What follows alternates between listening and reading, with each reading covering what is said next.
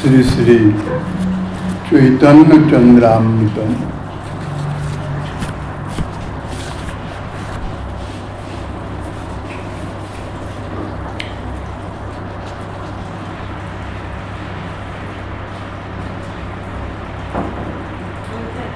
জ্ঞান বৈরাগ্য ভক্তাদি সাধয়ন্তু যথা তথা চৈতন্য চরণাম্বজ ভগতি লভ্য সমঙ্কুত। অচৈতন্যং মিদং বিশ্বং যদি চৈতন্যমীশ্বরং ন ভজেত সর্বত মৃত্যুরূপাস্য মমরতময়ী।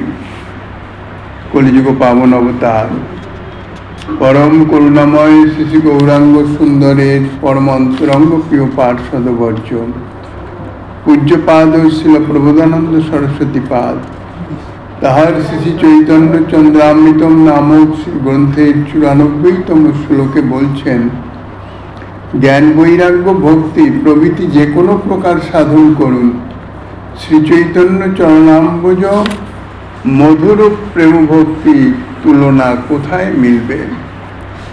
এই অচৈতন্য বিশ্বে যদি কোনো জন অমরোত্তমগণের উপাস্য ঈশ্বর শ্রী চৈতন্যকে ভজনা না করেন, তাহলে তিনি সর্বতভাবে মৃত্যুর কবলিত হবেন।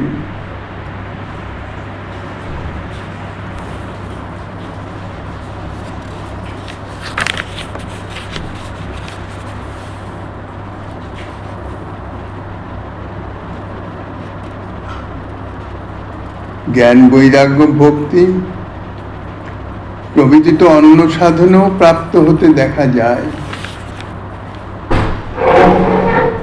তবে তাহা সাধনের জন্য আবার শ্রী গৌরাঙ্গ ভজনের কথা কেন বলছেন? তার উত্তরে বলা যায়,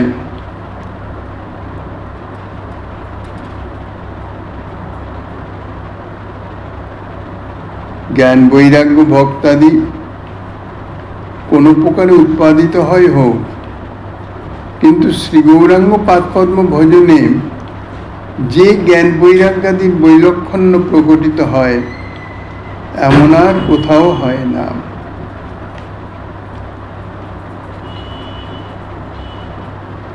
তাহলে বিশ্বের সমস্ত জন শ্রী চৈতন্যের ভজনা করেন না কেন?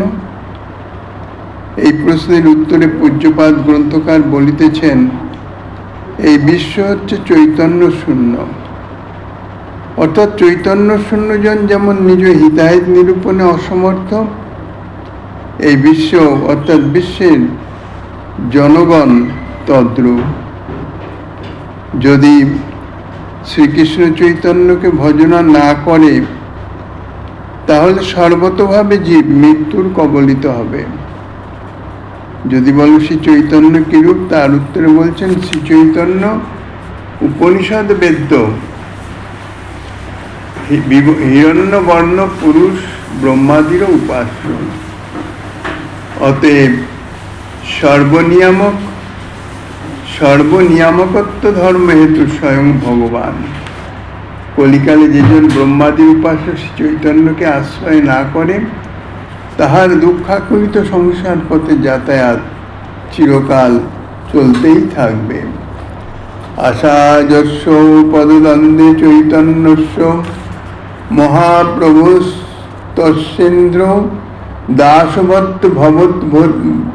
দাসবৎ ভর্তভতিকা কথা নির্পকীটকই যস্যাশা কৃষ্ণ চৈতন্যে নির্পদারি কিমর্থি নশ্চিন্তা মুনিময় প্রাপ্য কৌমুর রজতং ব্রজেত।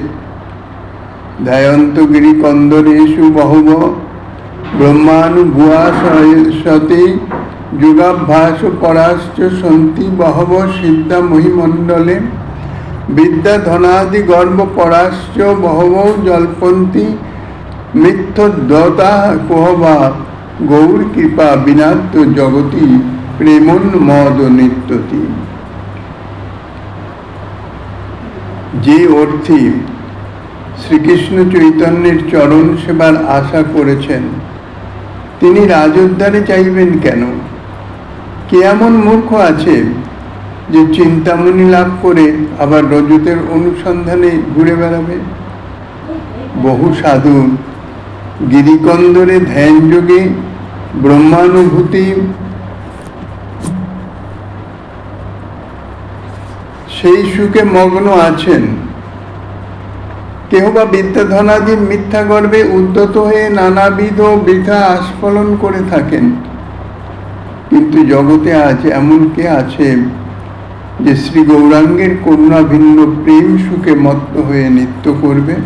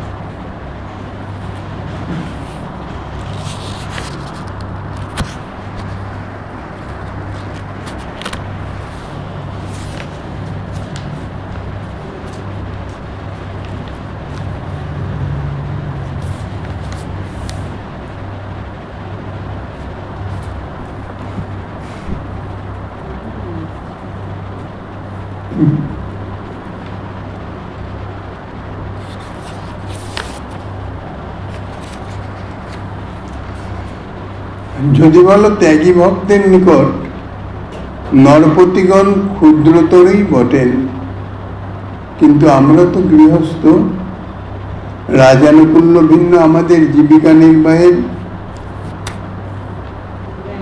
কি উপায় হবে?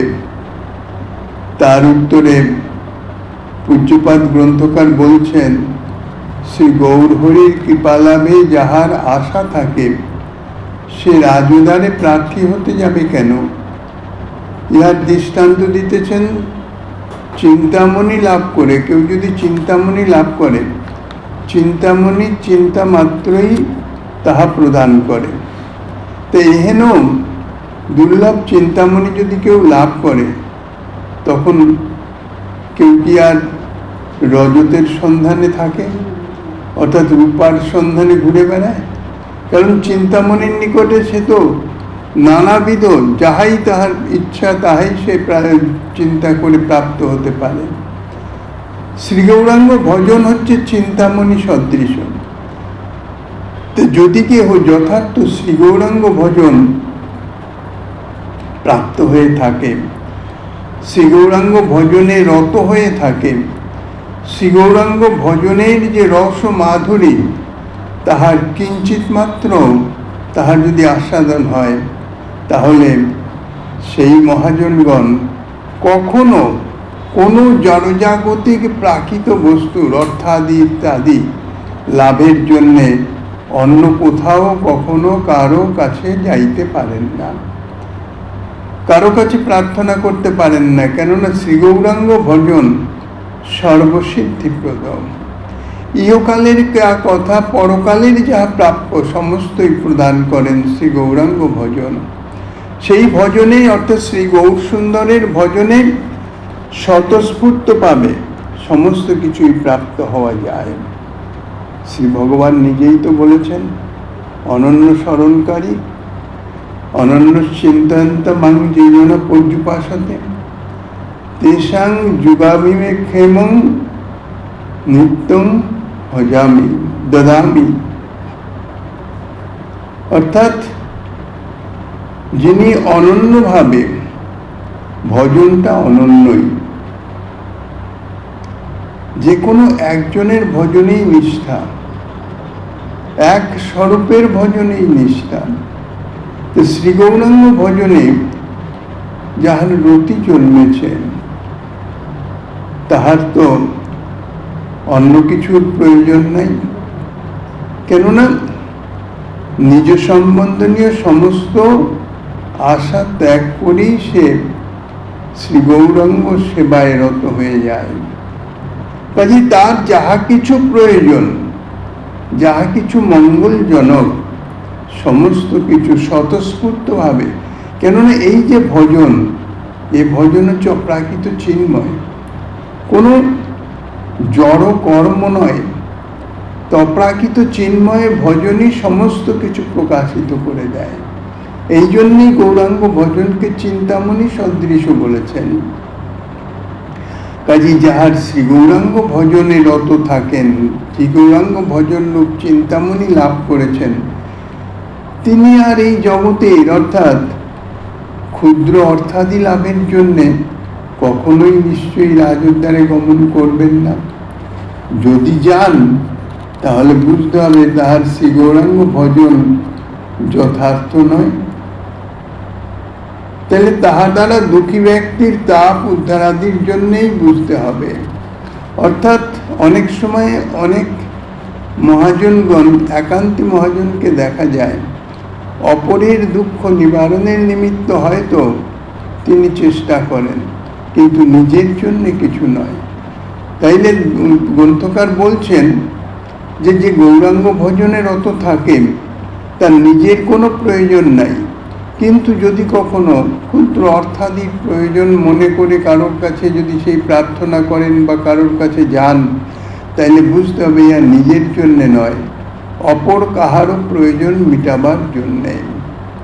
নির্জন বনবাসী, ব্রহ্মধ্যাননিষ্ঠ জনগণ এবং বিদ্যা ধনাদির গর্বে উদ্যত জনগণ কেন গৌরচরণ অভিলাষ করেন না?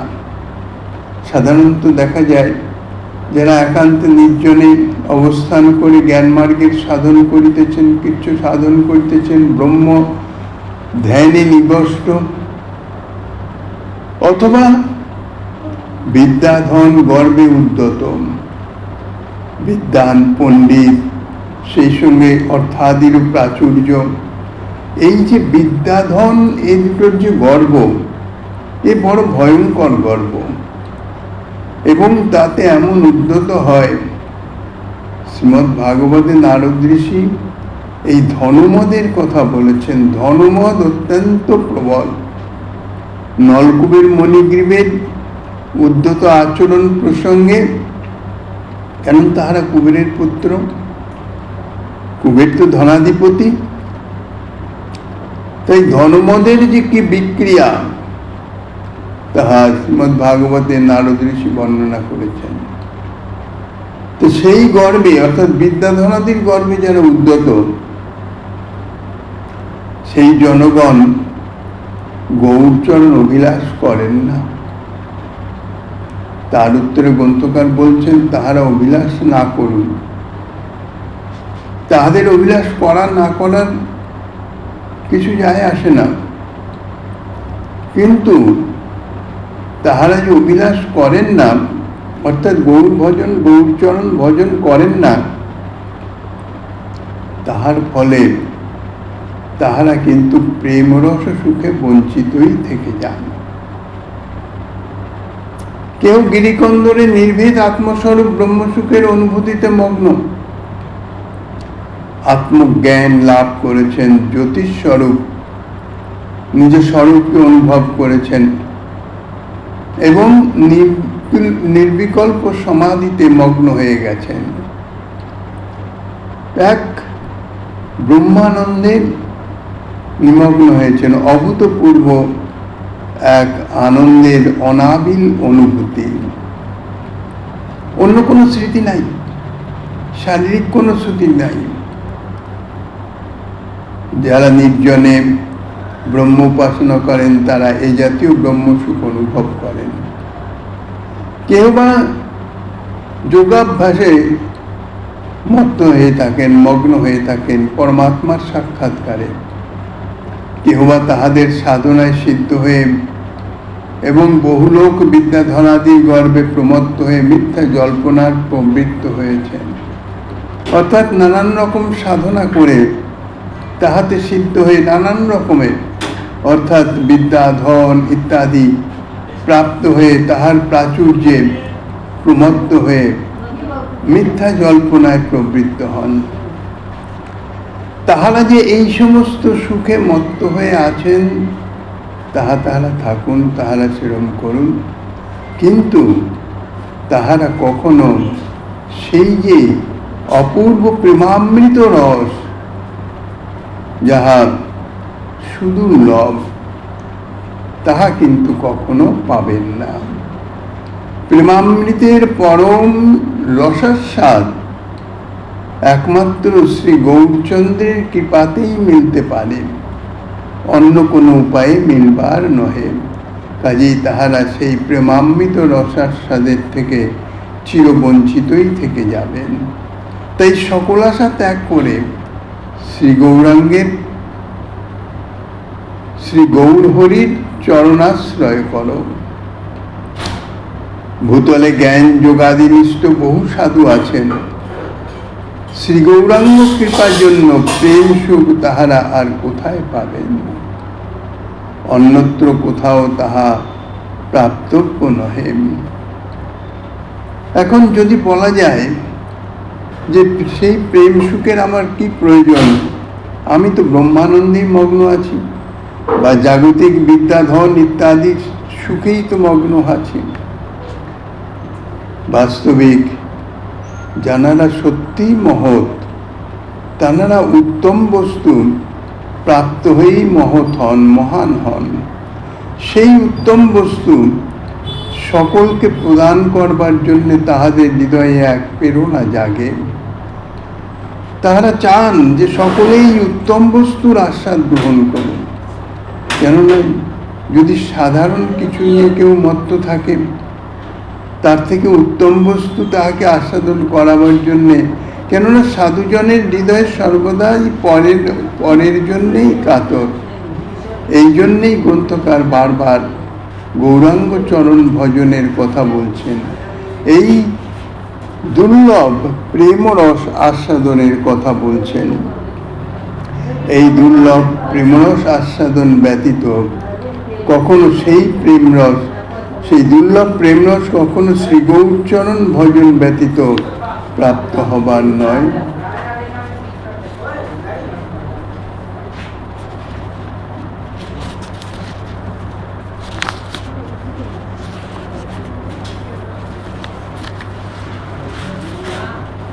কাশীবাসিনোপি ন গণয়ে কিংবয়াং মার্গয়াম মুক্তি সুক্তি ভবতি যদি মে ক পরার্থ প্রসঙ্গ ত্রাস ভাস স্ফুরিত ন মহারৌরবৈ অপি কাভৃতি স্ত্রী পুত্রাদৌ যদি কৃপয়তে দেব দেব সগৌর।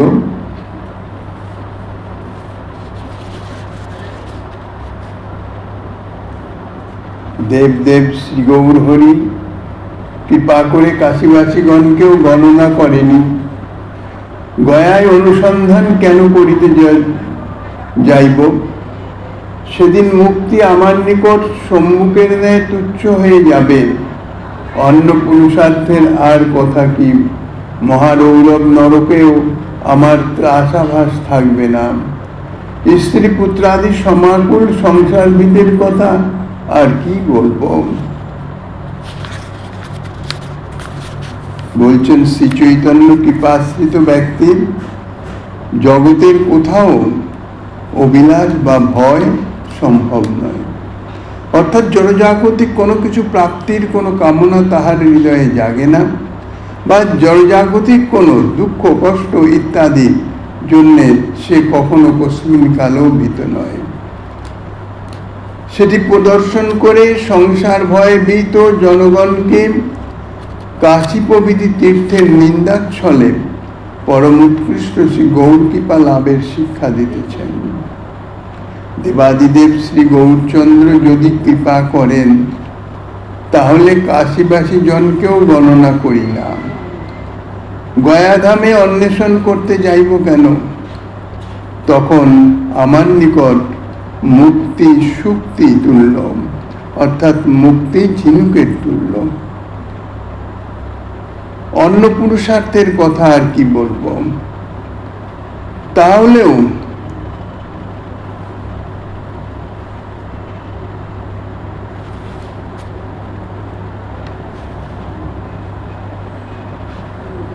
স্ত্রী পুত্র আদি বিষয় হতেও তো শঙ্কা হতে পারে। তার উত্তরে বলছেন, শ্রী গৌরাঙ্গের কৃপা প্রাপ্ত হলে মহারৌরব নরক বিশেষও আমার ত্রাস লাভ হবার নয়। অর্থাৎ যদি শ্রী গৌর সুন্দরের কৃপা প্রাপ্ত হতে পারি, তাহলে স্ত্রী পুত্র ইত্যাদির মাধ্যমে যে তাপ জ্বালা তার কথা, মহারৌরব নরক সম্বন্ধেও আমার কোনো ভীতি নাই, তাতেও আমার কোনো দুঃখ বা কষ্ট অনুভব হবে না। তাহলে স্ত্রী পুত্রাদিতে ভয়ের সম্ভাবনা কোথায়? শ্রী গৌরাঙ্গের করুণায় প্রেমধন লাভ করলে পূর্ব কর্মার্জিত সুখ দুঃখ চিত্তকে মুহূর্ত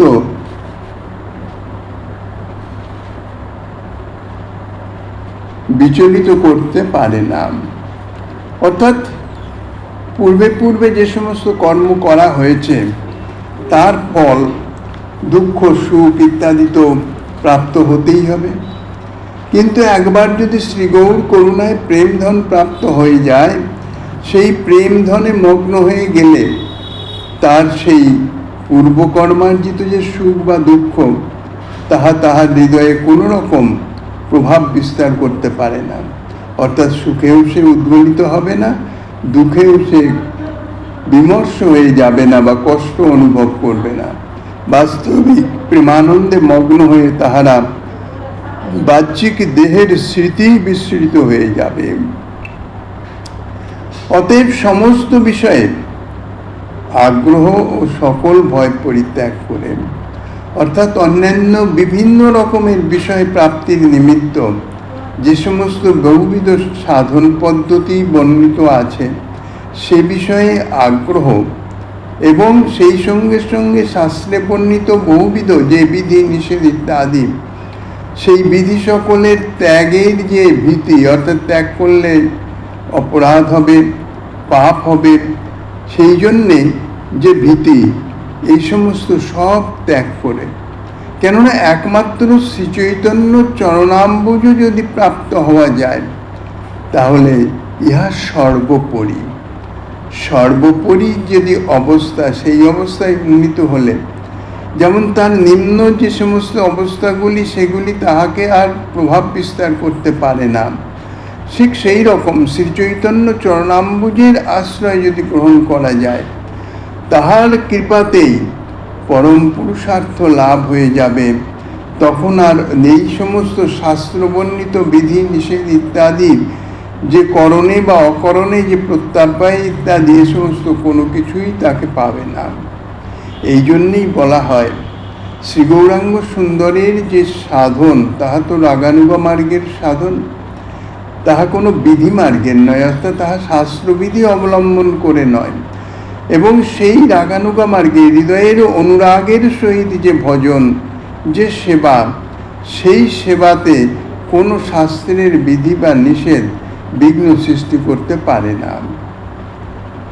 যাহাদের চিত্ত তাদৃশ অবস্থায় উন্নীত হয় নাই, অর্থাৎ চিত্ত শুদ্ধ হয় নাই, তাহারা বিধিনিষেধের গণ্ডির মধ্যে থাকে, তাহাদের বিধিনিষেধ অপালনে অকরণে প্রত্যাবায় আছে। এই জন্যে নিজের অধিকার অনুযায়ী সমস্ত কিছু করা উচিত। শ্রী চৈতন্যের কৃপা হলে ভক্ত কাশীধামের গমন করেন না। অর্থাৎ শ্রী চৈতন্যের কৃপা যিনি পেয়েছেন তিনি কোনো তীর্থ ইত্যাদি তাহাকে প্রাপ্ত হতে চান না, তাদের স্মৃতিপথেও আসে না। তাহারা একমাত্র শ্রী বৃন্দাবন ধামকে আশ্রয় করেই তাহারা অবস্থান করেন এবং শ্রী গৌরাঙ্গ সুন্দরের প্রদত্ত যে মহাদান মঞ্জুরি ভাব ভজন, অর্থাৎ যুগল কিশোরের ভজন, সেই যুগল কিশোরের ভজনে যুগল কিশোর সেবার যে প্রেম সেবার যে অনুভব, যে রস আস্বাদন, তাহাতে এমন মগ্ন হয়ে থাকে যে তাহারা বৃন্দাবনের বাইরে কোথাও বা সেই যুগল সেবার থেকে অতিরিক্ত কোনো কিছু প্রাপ্তির বিন্দুমাত্র কখনো মনে স্থান দেয় না। তারা সেই মুক্তিকে সম্ভুকতুল্য দর্শন করেন, অর্থাৎ ঝিনুকের মতন দর্শন করেন, মুক্তিকে শক্তিতুল্য দর্শন করেন। কারণ কাশিতে মৃত্যু হলে মুক্তি লাভ হয়, আর মুক্তি যদি তার নিকটে শক্তিতুল্য মনে হয়, তাহলে নরকাদি ভীতি বা স্ত্রী পুত্রাদিরূপ সংসার ভীতি তাহাদের কেমন করে হতে পারে?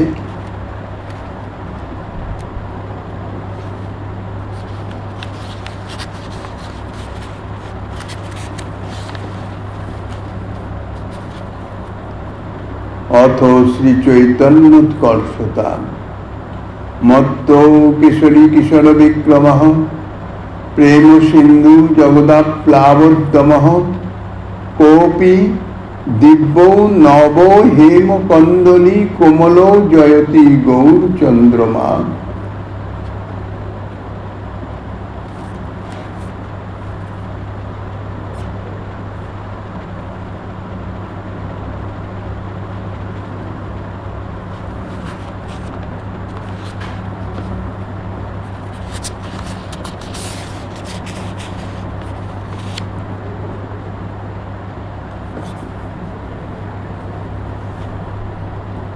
কলিবারণ ধ্বংসে প্রমত্ত কেশরী যুবকের ন্যায় বিক্রমশালী আবির্ভাবিত প্রেম সিন্ধুর প্লাবনে জগৎ ভাসাইতে উদ্যত সুকোমল দিব্য হেম করক কমনীয় শ্রী গৌরাঙ্গ চন্দ্রের জয় হোক।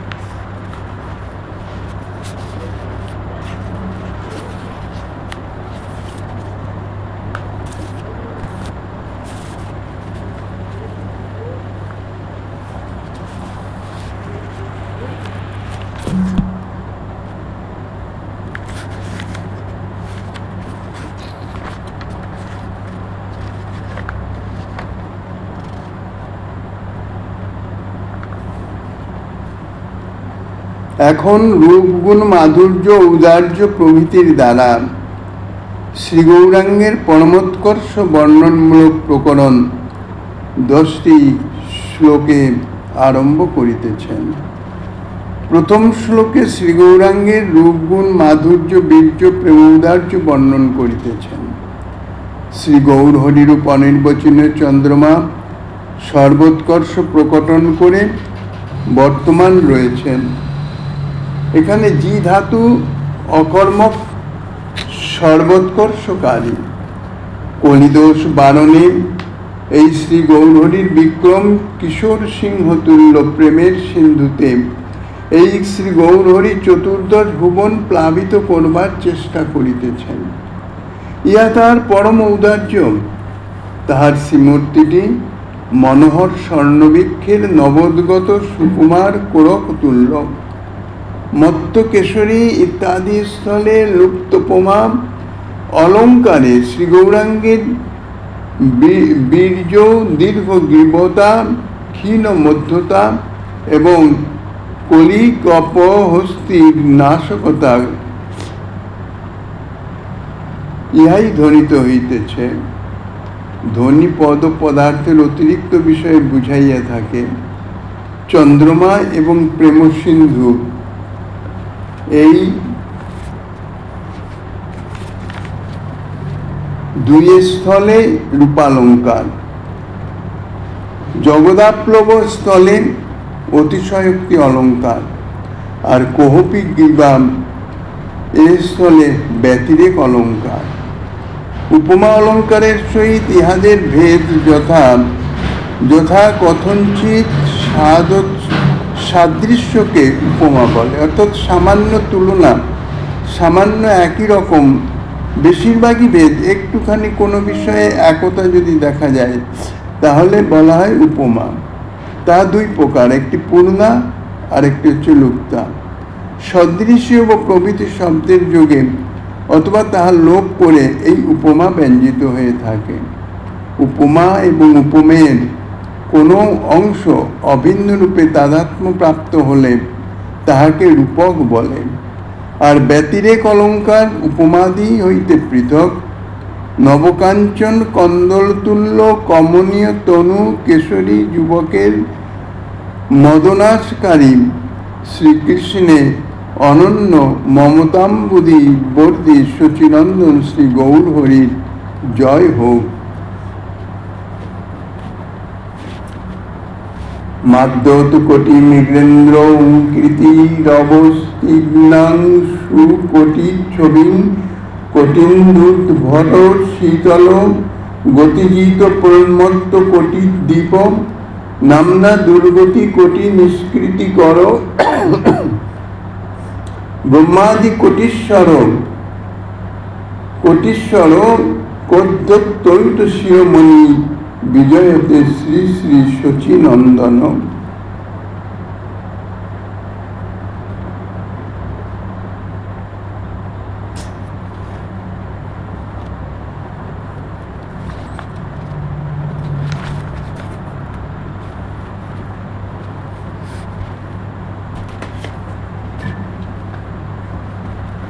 সৌন্দর্যে কামকোটি সকল জন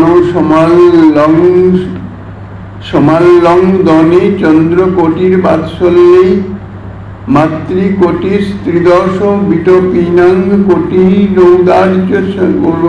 কোটিরৌদার্য সারে গাম্ভীর্যম্বদি কোটি মধুরিমণি সুধা ক্ষীরমার্ধিক কোটি গৌর দেব সজিয়াত প্রণয় সর্পদে দর্শিতাশ্চর্য কোটি স্বপাদাম্বুজ প্রণয় লহরী সাধন ভৃতাং শিব ব্রহ্মাদীনামপি চ সুকোহা বিস্ময় ভৃতাং মহাপ্রেমা বিষাদ কিমপি নটতা মুন্মদয় এব প্রভু গৌর জিয়াত প্রকট পরমাশ্চর্য মহিমা।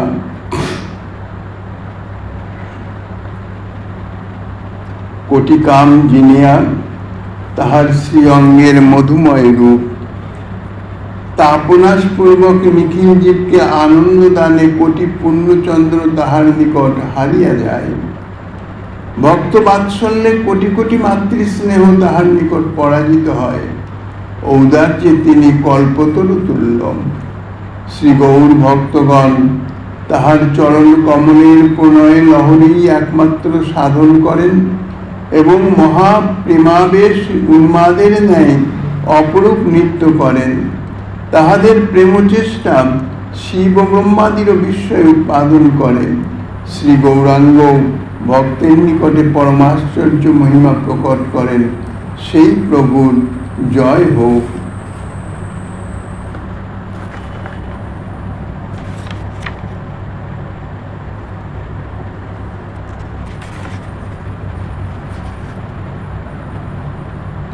শ্রী গৌরাঙ্গের প্রেম হুঙ্কার কোটি সিংহনাদের ন্যায় গম্ভীর, কিন্তু তাহা শ্রবণ মাত্র সকলকে প্রেমানন্দে প্রমত্ত করে। তাহার রূপখানি কোটি সূর্য সদৃশ উজ্জ্বল হয়েও কোটি চন্দ্রের অপেক্ষাও সুশীতল। তাহার প্রেমন্মত্ত গতিতে কোটি মদমত্ত গজপতিও পরাজিত হয়। নাম দ্বারা কোটি কোটি দুর্গত জনকে তিনি নিষ্কৃতি দান করিতেছেন। তিনি কোটি কোটি ব্রহ্মাদির ঈশ্বর এবং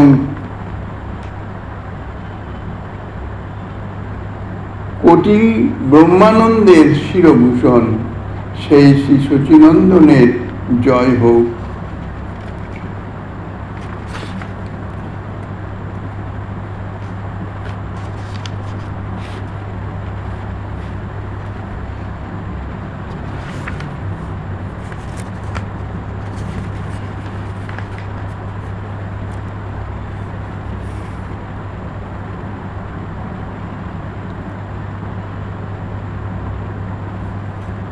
এখন অতি বিক্রম তেজ দীপ্ত প্রভৃতি গুণাবলী প্রকটিত করে তাহার মহিমা বর্ণনা করিতেছেন। শ্রী সচিনন্দনের জয় হোক। যদি বলো তিনি কেমন, তার উত্তরে গ্রন্থকার বলছেন, কোটি সিংহের হুঙ্কারের ন্যায় মহাশব্দে হরিনামে যিনি জগৎকে পূর্ণ করিতেছেন। শুধু কি তাই, তাহার অঙ্গকান্তিখানি কোটি সূর্য হইতেও উজ্জ্বল রূপে দীপ্তি পাইতেছে। বলিতে পারো, এক সূর্যের তেজই অসহ্য, তাহলে কোটি সূর্যের দীপ্তি জীব কেমন করে সহ্য করিবে? তার উত্তরে বলছেন যে কোটি সূর্যের দীপ্তি তুল্য উজ্জ্বল হলেও তিনি কোটি সংখ্যক চন্দ্রের শীতলতা নিয়ে বিদ্যমান। কোটি সংখ্যক চন্দ্রের উদ্ভট অতি শীতল কিরণের তুল্য তাহার সেই তেজ, সেই দীপ্তি, সেই লাবণ্য স্নিগ্ধকারী। তাহার প্রেমমত্ত গতিতে মদমত্ত কোটি হস্তিও হার মেনে যায়। হরে কৃষ্ণ এই মহামন্ত্র এবং নিজ শ্রীকৃষ্ণ চৈতন্য প্রভৃতি নামের দ্বারা তিনি আবার বহু পাপীর নিষ্কৃতি সাধন করিতেছেন। এই শ্রী চৈতন্য আবার কোটি ব্রহ্মারও ঈশ্বর। কোটি অদ্বৈত ব্রহ্মানুভূতির তিনি শিরোমণি স্বরূপ ঘনীভূত নরাকার পরব্রহ্ম। এখানে উদ্দাত্ত অলঙ্কারে শ্রী গৌরাঙ্গের পরমোৎকর্ষ বর্ণনা করিতেছেন। বস্তুর পরম সমৃদ্ধির বর্ণনাই হচ্ছে উদ্দাত অলঙ্কার।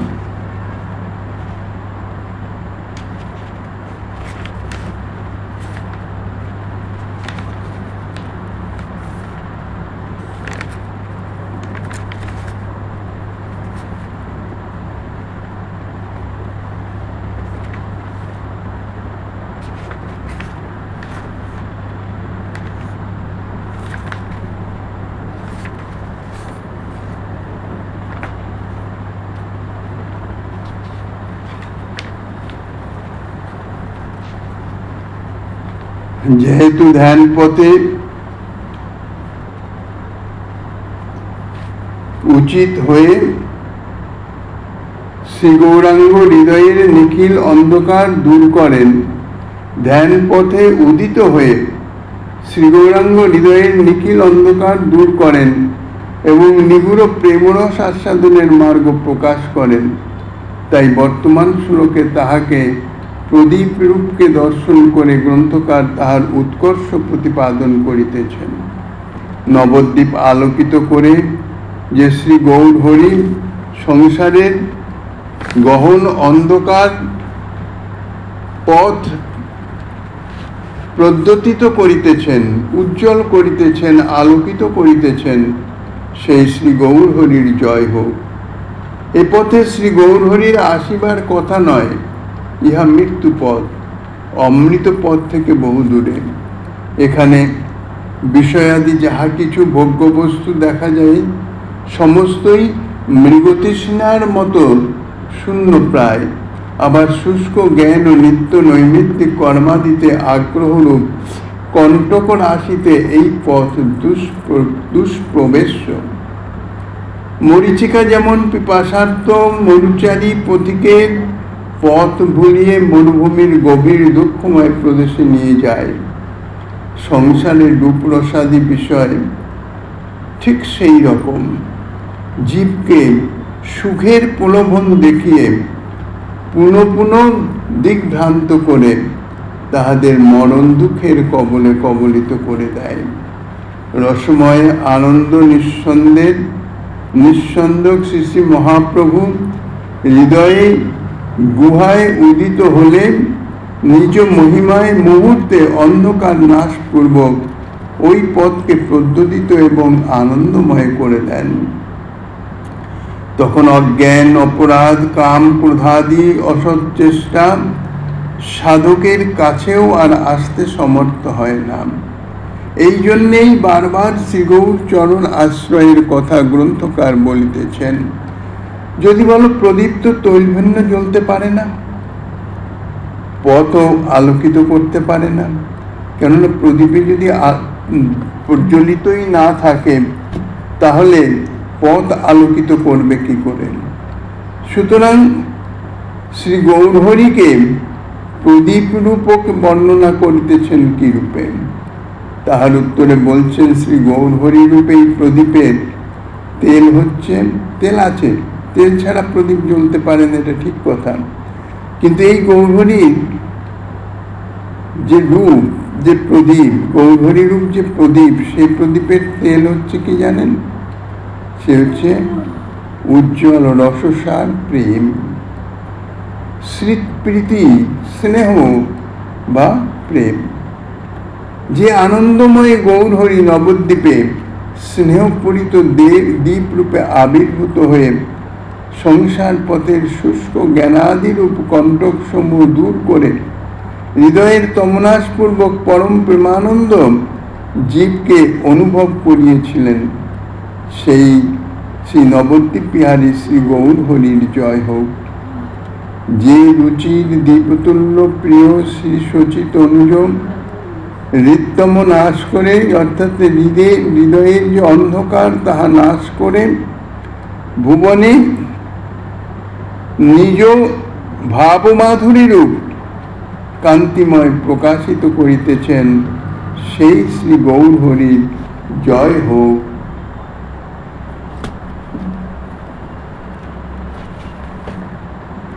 পরবর্তী আস্বাদনে শ্রীমান মহাপ্রভু গিরিধারীর কৃপা হলেন। আগামী দিন আস্বাদনের বাসনা রেখে অন্ধকার ভাগবতী কথা, চৈতন্য কথার এখানেই বিশ্রাম।